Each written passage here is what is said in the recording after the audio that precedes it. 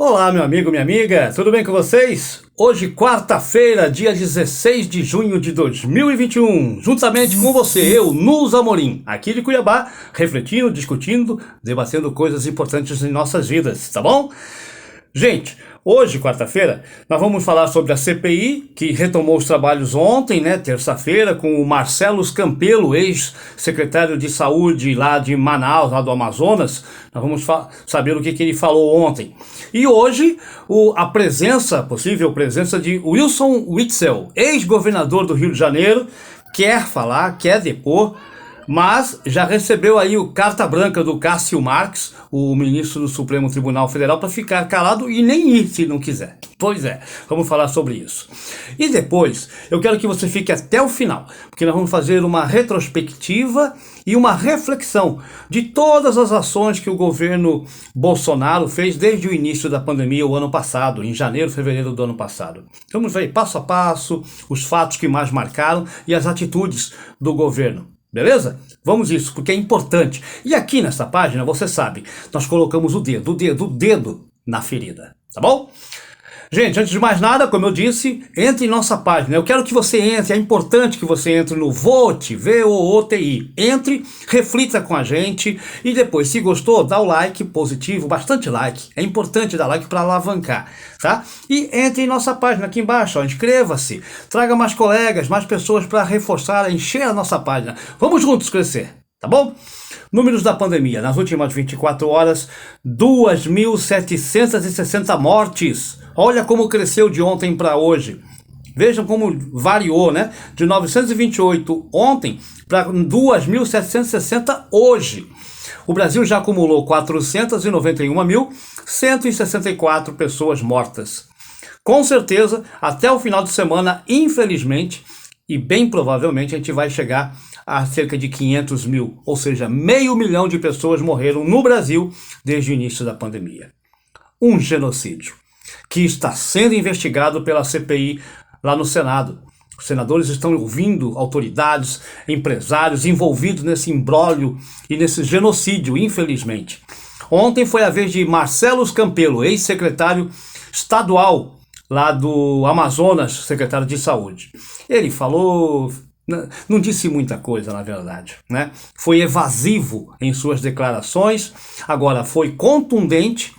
Ele foi contundente em dizer que era contrário à questão da cloroquina, que agiu com relação ao oxigênio, quando pôde, assim que ele soube, ele já pediu socorro para o Ministério da Saúde, né, para o Pazuello, na época, enfim, e que infelizmente foi lento o socorro que veio do governo federal. Isso aí ele colocou com clareza, ficou muito claro. Agora, os senadores foram também contundentes contra ele, dizendo que um engenheiro jamais poderia estar na pasta da saúde. Um engenheiro é para construir, para obras, e não para gerenciar a saúde. A gente não chama um médico para construir ponte e edifício. Também não dá para um engenheiro querer comandar a pasta da saúde, mas é este, o desgoverno lá do Amazonas, que aliás, o governador do Amazonas é assim, ó, ele é amicíssimo do Bolsonaro. Há quem diga que ele concordou em fazer do Amazonas um grande laboratório a céu aberto da imunidade de rebanho, que aliás, daqui a pouco nós vamos falar, sempre foi defendido pelo Bolsonaro. Hoje, portanto, deverá ir o Wilson Witzel, ex-governador do Rio de Janeiro, afastado. Pois é, tá lá uma série de corrupções. Ele quer falar. Agora, o Cássio Marques, ministro do STF, que foi colocado pelo Bolsonaro, já disse que ele nem precisa ir. E se for, pode ficar calado. Ele é investigado lá no Rio de Janeiro por uma série de crimes, inclusive de desvio de dinheiro com relação à pandemia. Então, ele pode ficar calado. Vamos ver se ele vai, se ele não vai, se ele vai falar alguma coisa que possa auxiliar nas investigações da CPI.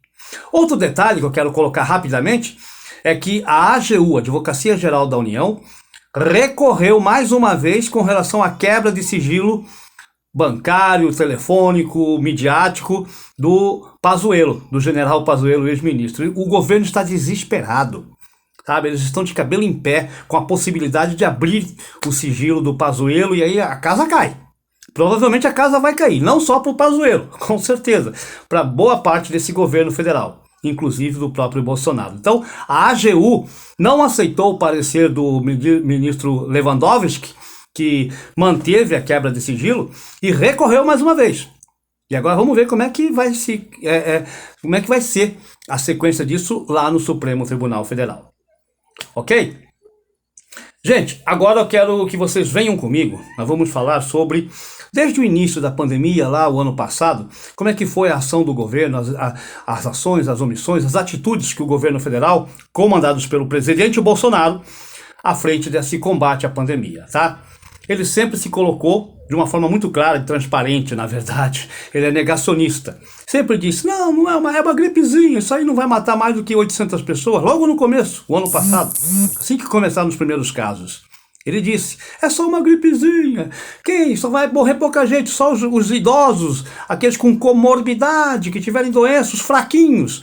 Quem tem um histórico de atleta como eu não vai sentir nada, é só uma gripezinha. Isso ele sempre disse, né? E já de cara começou a defender a questão do enfrentamento de peito aberto, sem isolamento, sem nada. Muito bem. E aí começou-se a questão dos ataques aos governos e aos municípios que estavam preocupados com a situação em seus municípios, lá os prefeitos, os governadores. A situação foi se agravando. Desde o início da pandemia, janeiro, fevereiro, os números ainda começaram 500, 600 mortes, 1.000 mortes. E Bolsonaro dizendo que era aquela gripezinha, inicia-se ali aquela questão da imunização por rebanho, vamos esperar acontecer, pouca gente vai morrer. E, inclusive apoiado por alguns setores que sempre estão ali bajulando o governo federal, né? E talvez já formando, inclusive, um gabinete paralelo ao Ministério da Saúde. Um gabinete paralelo, o Ministério da Saúde paralelo, de médicos, puxa-sacos, inclusive, né, de plantão, ele formou.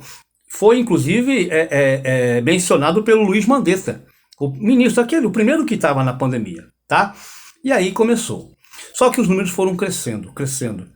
O ministro Luiz Mandetta, o primeiro-ministro, ele colocou a coisa muito clara. Temos que cuidar, usar máscara, isolamento, o isolamento social não é um isolamento vertical, é horizontal, ou seja, tem que se isolar mesmo. Diferente do que o Bolsonaro defendia, que era o isolamento vertical. Só os velhos, os ameaçados é que ficavam em casa, o restante podia trabalhar normalmente. Olha a cabeça do presidente. E o ministro falou, não, é isolamento social, é horizontal. Todo mundo. Já começou o choque. Aí começou-se, já o Luiz Mandetta falou, tem um grupo, inclusive ele falou isso na CPI da pandemia, de pessoas que estão ali na cabeça do presidente, num gabinete paralelo ao Ministério da Saúde. E o Mandetta ainda queria o isolamento social, ele foi contra a cloroquina, que surgiu de repente lá com o próprio presidente antigo, o ex-presidente dos Estados Unidos, né? O Donald Trump, o cara que era o guru do Bolsonaro. Ele vivia lá prestando continência, achando bonito, visitando, querendo que o filho fosse embaixador lá dos Estados Unidos. Lembra disso? Pois é. E aí o Bolsonaro foi contra, já se chocaram e acabou que o ministro Mandetta teve que se retirar. Ele foi demitido, tá? Porque ele não coadulava com as ideias do Bolsonaro e do escritório que ele montou paralelo ao ministério, que até hoje, pelo que se sabe, deve continuar.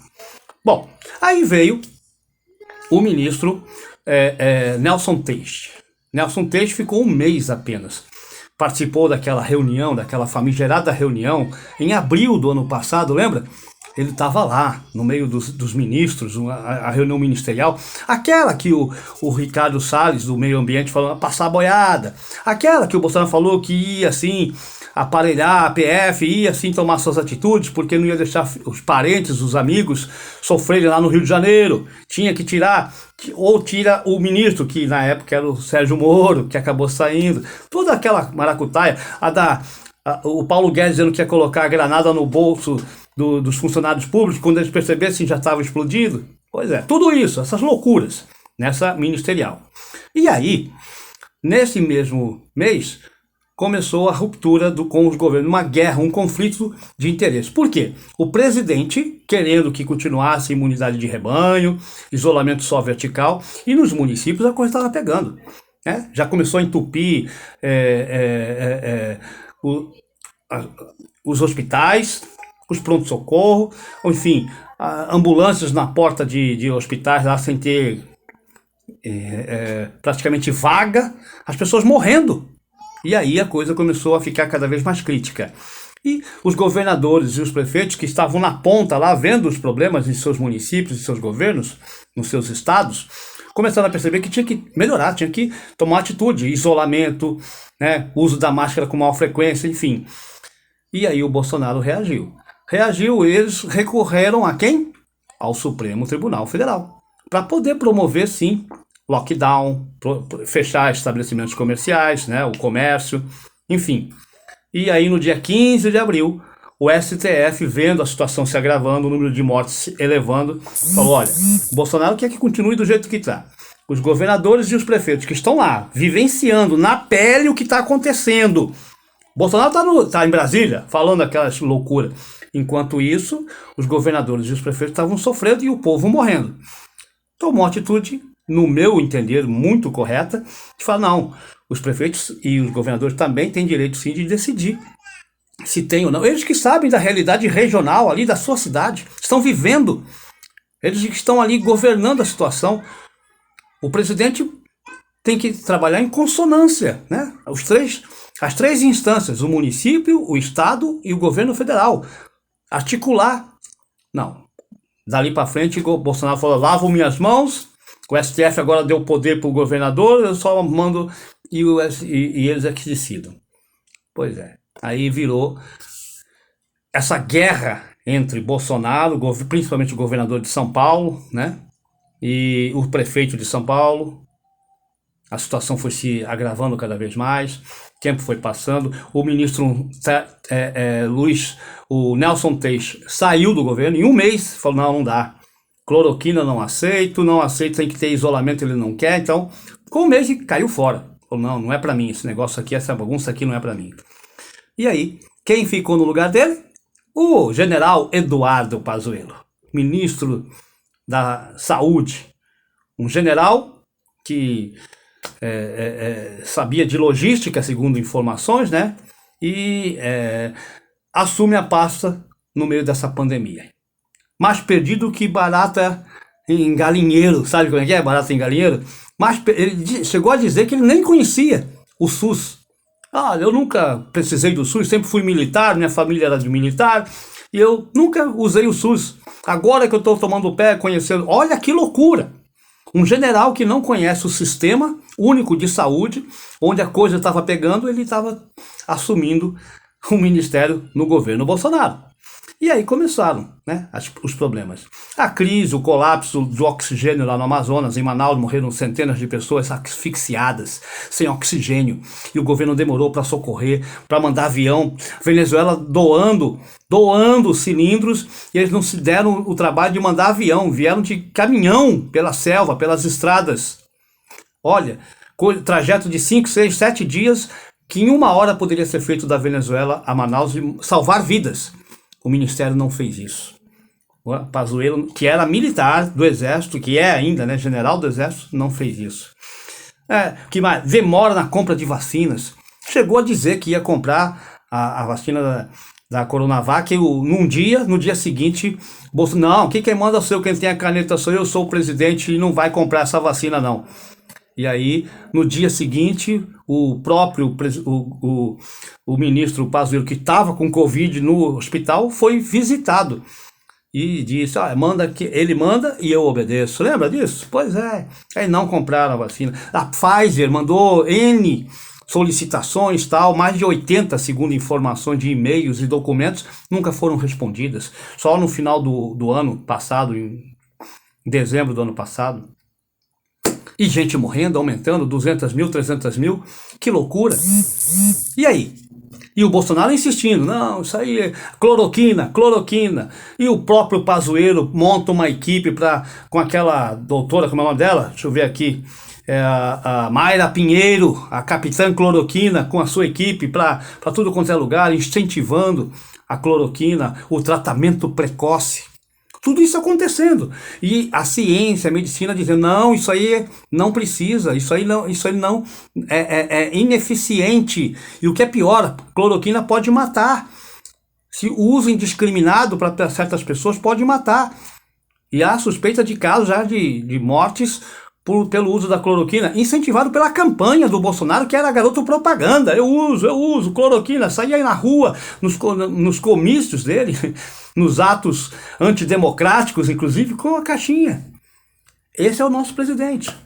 Vamos acompanhando e refletindo, sempre dizendo que não precisa usar máscara, causando multidões, né? Saindo Santos lá na praia, nadando no meio da multidão, sem máscara, causando aglomerações, propagandeando a cloroquina, enfim, falando do tratamento precoce.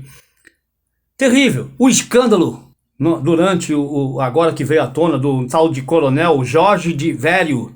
Jorge de Vério, um coronel do Exército, assumiu a superintendência do Rio de Janeiro, do Ministério da Saúde, cometendo corrupções, desviando dinheiro, recursos nossos, milhões e milhões para, no meio da pandemia, em vez de comprar medicamento, aparelho, né, tal, não, foi reformar galpão de almoxarifado, uma loucura, uma loucura. Este era o coronel, braço direito ali, ó, assim com o Pazuello. São as ações do governo Bolsonaro em plena pandemia, a gente morrendo. Já chegamos a 491 mil mortes. E vamos aumentando, vamos chegar a 500. E pela conduta do Bolsonaro, e ele continua ainda ontem, ele, mesmo agora no Ministério do Queiroga, que o Pazuello saiu, né? O Pazuello tanto fez que acabou sendo ou ele ou o governo ia desabar. E aí tirar, mesmo que o Bolsonaro falou, não, foi um excelente ministro. E botou o Queiroga. O Queiroga é outro que está aí, diz que eu vou manter no site a questão do tratamento precoce, mas é só por uma questão histórica. Que histórica? É por uma questão que o presidente não quer que tire, para desinformar, para atrapalhar, para bagunçar a cabeça do brasileiro, do seu gado, do seu rebanho, que é anda ali, só não quer ampliar suas visões, seus horizontes, ele anda ali, comendo gado, comendo a grama que o Bolsonaro planta, sabe? A grama que o Bolsonaro põe ali no chão. Pois é, esse ministro Queiroga continua agora, dá continuidade a este governo, um processo de máscara, o Bolsonaro anda sem máscara, ele fala que a cloroquina não é eficiente, não é eficaz, o Bolsonaro diz que é, e que tem que tomar, que ele está tomando, que o povo tem que tomar. Ele é contra a vacina. O Bolsonaro ontem estava falando isso, que a vacina não é comprovada ainda. Ele bota em xeque, em dúvida a vacina, e o povo vai ali. Sabe, tem colegas meus, professores aqui no Maduro, estou com medo de tomar vacina. Eu não vou tomar vacina, eu me nego a tomar vacina. Olha que loucura. Professores. Tem médico que faz isso. E vai afirmando isso, esse negacionismo, esse terror, essa fumaça toda que o Bolsonaro faz, essa bagunça, que ele quer bagunça. Esse é o verdadeiro golpe do Bolsonaro, bagunçar o país para ele se manter no poder. É isso que ele quer. E a Covid tem vindo assim como uma luva para ele, para as necessidades dele. Ele mantém essa Covid porque ele continua botando o povo no medo, no terror de se contaminar. E assim vai. Ele ainda hoje coloca em dúvida a vacina, como eu disse, ele estimula o tratamento precoce com a cloroquina, ele aposta na imunidade de rebanho para o seu gado e para mais quem queira segui-lo, né? Ele anda sem máscara, tá? Abusando e dando um tapa na cara da justiça, da lei, sabe, tudo. A lei usem a máscara e ele anda sem máscara, ok? Ele provoca aglomerações, como foi agora em São Paulo, como foi anteriormente no Rio de Janeiro, em qualquer lugar que ele vai, sem máscara, abraça as pessoas e provoca aglomeração. Ele é contra o isolamento. Ele continua negacionista. Ele continua apostando na morte dos mais fracos, dos idosos. Ele quer realmente aumentar o genocídio que ele criou. Esta é a verdade. Tá aí, eu fiz um rápido resumo dos atos desde o início. O que foi acontecendo, por que o STF teve que se posicionar. e foi contrário ao Bolsonaro e a favor dos governadores. Se não fosse aquela atitude, esse número de 491 mil, já estaríamos por mais de 600, 700 mil, com certeza. Continuariam as aulas, continuariam o comércio aberto, as pessoas se contaminando e as mortes se proliferando, e já teríamos estourado. Os governadores não saberiam mais o que fazer, os prefeitos. Seria uma loucura esse país, se fosse pela cabeça do Bolsonaro. Será que o gado não vê isso? Será que esse rebanho idiota, estúpido não vê isso? Nós vamos conviver com essa situação até quando? Até quando? Eu estou desabafando aqui agora, que eu fiz uma retrospectiva. Rápida, simples, simplória. E fui acompanhando algumas reflexões das ações e atitudes do presidente Bolsonaro. Ele é ou não é culpado? Ele cometeu ou não cometeu um crime de genocídio nesse país? Reflita, pensa. E para você, que ainda acredita e confia nesse presidente, abra seu olho, preste atenção no que ele fez na sua vida. Quantas pessoas ele tirou do meio brasileiro.